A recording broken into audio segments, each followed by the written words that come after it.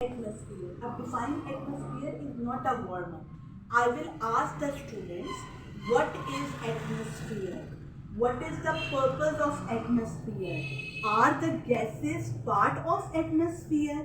ठीक है, atmosphere is made up of, आगे क्वेश्चन मार्क डालते हैं, ये आप बच्चे से पूछेंगे, ये आपका वार्म अप.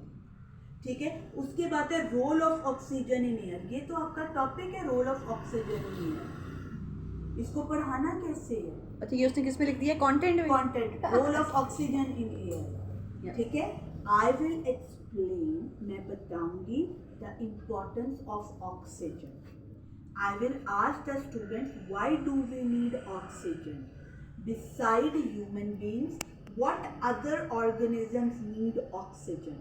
ये मैं उन्हें पूछूंगी. Animals, plants, human beings, everyone need oxygen to breathe. Oxygen is an important gas. It's a gas. Gas is a form of a matter. ये सारी चीज़ें जो मैंने उसे बतानी है, ये मेरा क्या है? Structure of a lesson. अब मैंने क्लास वर्क क्या करवाना है? Students will write the answer of the question, what is the importance of oxygen in our lifes. ठीक है, इन कॉपी. होमवर्क क्या होगा? Students will read the text book 71 and revise the importance of oxygen. या वो सिर्फ इसको read करेंगे, ये आपका होमवर्क. Wrap up.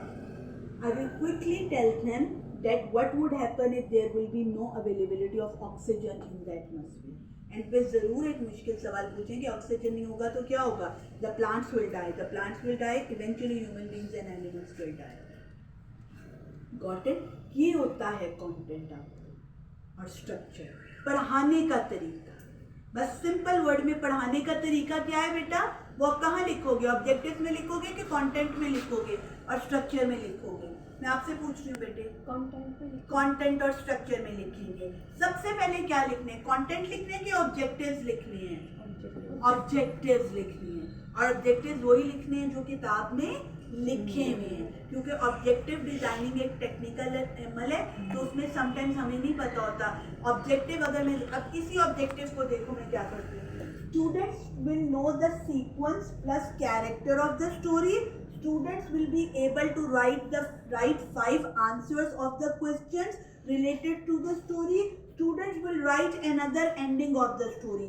क्या ये सही objectives हैं?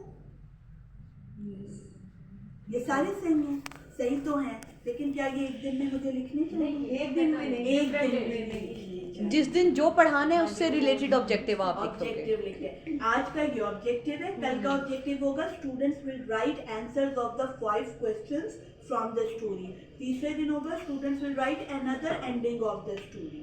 Students will make sentences of 10 words from the vocabulary of the story. ये हैं ऑब्जेक्टिव्स. मैंने क्या कराना है? अब मैंने कैसे कराना है वो मेरा स्ट्रक्चर है. वाइंड अप कैसे करना है वो मेरा रैप अप है. इसके ऊपर बेटा सब अपने लेसन प्लान